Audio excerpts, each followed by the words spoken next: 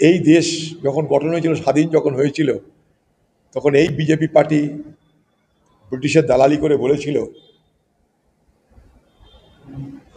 যে মহাত্মা গান্ধীর ভারত ছাড়ো আন্দোলনে আমরা যোগদান করছি না। এই বিজেপি পার্টি বলেছিল ভারতবর্ষের স্বাধীনতা পতাকা মানছি না, ভারতবর্ষের সংবিধান মানছি না। নাগপুরে বিজেপি পার্টির যারা স্রষ্টা আরএসএস, তাদের যে হেডকোয়ার্টার আছে নাগপুরে, সেখানে 50 বছর ভারতের স্বাধীনতাকে স্মরণে রেখে যে ভারতের পতাকা, জাতীয় পতাকা, সেটা সেখানটায় উত্তোলন করা হয় না, সেটা সেখানে টাঙানো হয় না। তাদের কাছে দেশভক্তি শিখবো কি আমরা বলুন? তাদের কাছে কি ভারতবর্ষের মানুষ দেশভক্তি শিখবে?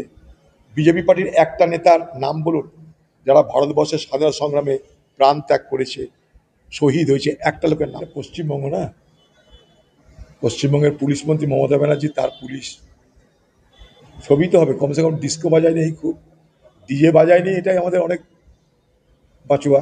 ছবি তুলেছে নাকর উপায়, তার দলের লোক, সে কি করবে? শত্রুগ্রহ বলবে, কীর্তি আজাদও বলবে। তারা তারা তারা এখন তো বাংলা শেখেনি।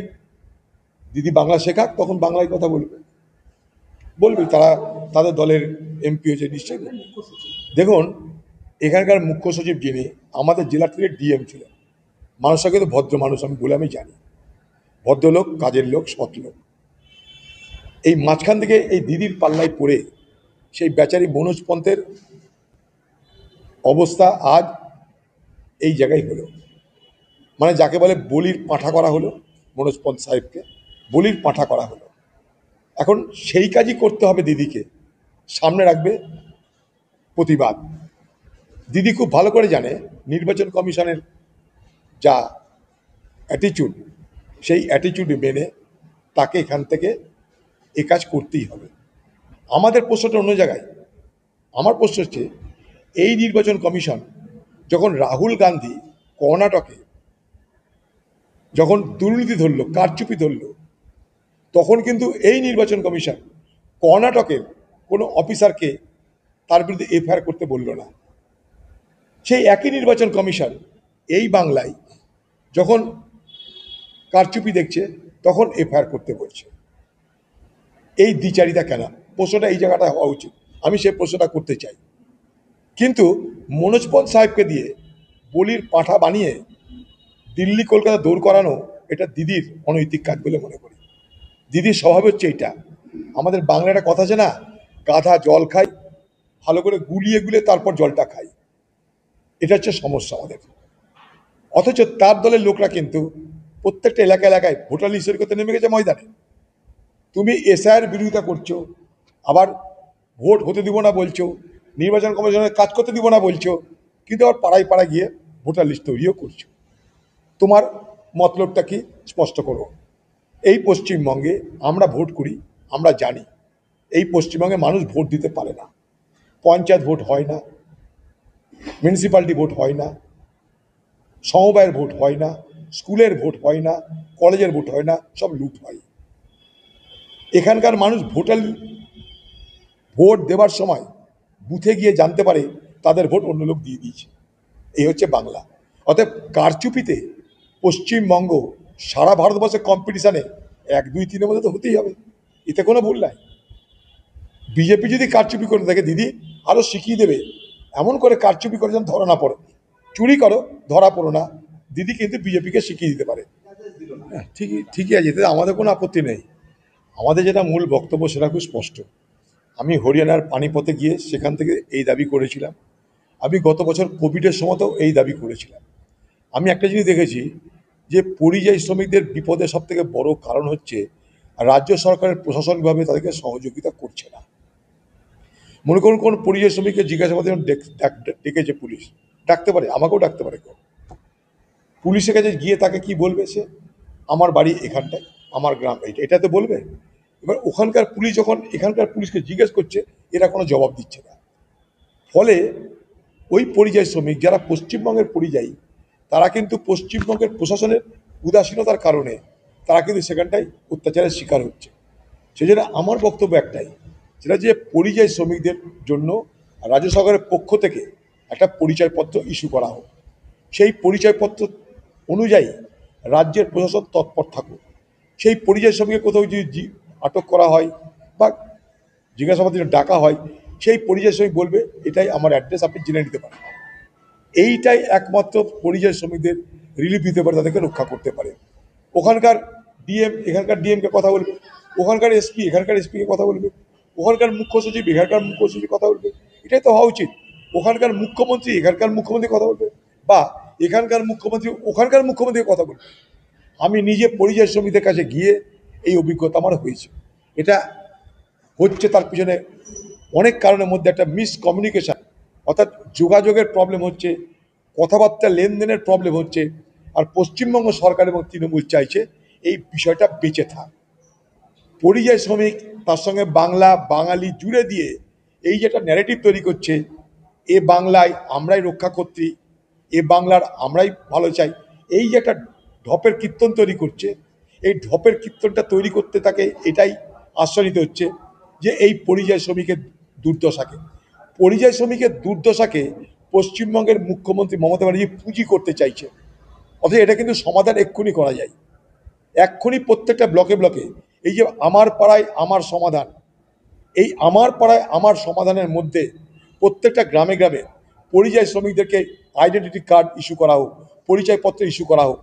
ফলে ভারতবর্ষের যেখানেই তারা কোনো বিপদে পড়বে, সঙ্গে সঙ্গে সেই কনসার্ন থানা, অর্থাৎ যেখানে তারা থাকে সেই থানার সঙ্গে যোগাযোগ হবে, থানা বলে দেবে গল্প শেষ। আজকে তো ডিজিটাল জমানা, সব কিছু তোমার হাতের কাছে, কম্পিউটারের যুগ, ডিজিটালের যুগ, হাতের কাছে সব কিছু, 1 সেকেন্ডে ঝামেলা মিটে যায়। আমি এটা নিজে পরখ করে দেখে রাজ্য সরকারে আমি দাবি করেছি পরিযায়ী শ্রমিকদের প্রত্যেকটা পরিযায়ী শ্রমিককে একটা করে পরিচয়পত্র ইমিডিয়েট দেওয়ার ব্যবস্থা করা হোক। কারণ পশ্চিমবঙ্গ সরকার ভোট পর্যন্ত এই বিষয়টাকে বাঁচিয়ে রাখতে চাই। যেমন নন্দীগ্রামে পায়ে লেগেছে বলে পা ভাঙা হয়ে গেল, পায়ে কোথায় লাগলো তা যায় না, পা ভেঙে গেল। আমি বললাম দিদি এখন ঘুরবে সাইকেলে, মানে ওই যে হুইল চেয়ারে ঘুরবে দিদি, যেদিন ভোট শেষ হবে দিদি হুইল চেয়ার থেকে নামবে। আমি বলে দিয়েছিলাম ভোটের আগে, এবারও বলছি দিদি এবার হুইল চেয়ার নাই দিদির কাছে, দিদির কাছে এবার বাঙালি হাতিয়ার। যেদিন ভোট শেষ হবে দিদির বাঙালিকে ভুলে যেমনকার তেমনি হয়ে যাবে, আবার কালীঘাট বালি হয়ে যাবে। তো এই জায়গাটাই এই ইস্যুটাকে বাঁচিয়ে রাখতে চাইছে বাংলার মুখ্যমন্ত্রী মমতা ব্যানার্জি, তাই পরিযায়ী শ্রমিকদের দুর্দশা কাটছে না। দেখুন এখানে তো এটাই হচ্ছে, যাদের উপর অপরাধ হচ্ছে তাদেরকে জেল খাটতে হচ্ছে। আজকে আরজি করের ঘরের মেয়েকে ধর্ষিতা হতে হয়ে খুন হতে হলো, নৃশংস হবে, তাদেরকে ডান্ডা খেতে হচ্ছে, তাদেরকে জেল খাটতে হবে আগামী দিনে। অপরাধীদের জন্য স্বর্গরাজ্যের নাম পশ্চিমবঙ্গ, আর যারা অপরাধীর শিকার হয় তাদের জন্য পশ্চিমবঙ্গ নরকের রাজ্য। এখানে যারা অপরাধ করে তাদেরকে প্রশংসিত করা হয়, আর যাদের উপর অপরাধ হয় তাদেরকে নিন্দিত হতে হয়, অত্যাচারিত হতে হয়।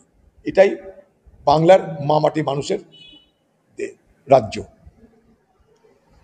আচ্ছা, যদি এশিয়া নিয়ে রাহুল গান্ধীর কথা কোনো মূল্যই না থাকে, তাহলে এত বিজেপি দলের মধ্যে এত চঞ্চলতা কিসের? ভারতবর্ষের নির্বাচন তো আজ থেকে হচ্ছে না, 51-52 সাল থেকে হচ্ছে। কোনোদিন কোনো সরকার, কোনো পার্টি এভাবে নির্বাচন কমিশনের তরফদারি করে তার হয়ে ওকালতি করতে দেখেছেন? দেখছেন কাকে? দিল্লিতে মোদিকে, বাংলায় দিদিকে। বোঝার চেষ্টা করি, দিল্লিতে মোদিকে, বাংলায় দিদিকে, উভয় কি করছে? নির্বাচন কমিশনকে রক্ষা করার ওকালতি করছে। কেন? কোনো সরকারি দলের কি এটা কাজ নির্বাচন কমিশনের হয়ে ওকালতি করা? কেন করতে হচ্ছে? কারণ উভয়েরই প্রয়োজন নির্বাচন কমিশন, তাই করতে হচ্ছে। আর আপনাদের প্রয়োজন কি? রাহুল গান্ধীর বক্তব্য একটা মানুষ একটা ভোট হোক, একটা মানুষের একটা ভোট হোক। রাহুল গান্ধীর বিষয়টা কিন্তু আজ সারা ভারতবর্ষে চর্চিত এবং বিশ্বেটা আলোচিত হচ্ছে। ব্যাপারটা সহজ সরল নয় অত। তার জন্যে বিজেপিকে পালা করে রাহুল গান্ধীর বক্তব্যের বিরোধিতা করতে হচ্ছে। নির্বাচন কমিশন যেন মনে হচ্ছে বিজেপি পার্টির মুখপাত্র, তোমার বিরুদ্ধে অভিযোগ, প্রেস কনফারেন্স করে তার জবাব দিচ্ছ কেন? তুমি তো স্বাধীন সংস্থা, তোমার দায়িত্ব মধ্যে পড়ে না এটা। নির্বাচন কমিশন যেটা সরকারের জবাব দেওয়ার কথা, নির্বাচন কমিশন জবাব দিচ্ছে। নির্বাচন কমিশন লিখিত জবাব দিক, তোমার কাছে লিখিত প্রতিবাদ হলে লিখিত জবাব দাও। তুমি প্রেসকে ডেকে নির্বাচন কমিশন যদি রাজনৈতিক দলের মতামতের বিরোধিতা করে কোনো বক্তব্য রাখে, তাতে প্রমাণ হয় যে নির্বাচন কমিশন ক্রমশ একটা রাজনৈতিক প্রতিষ্ঠানে রূপান্তরিত হচ্ছে।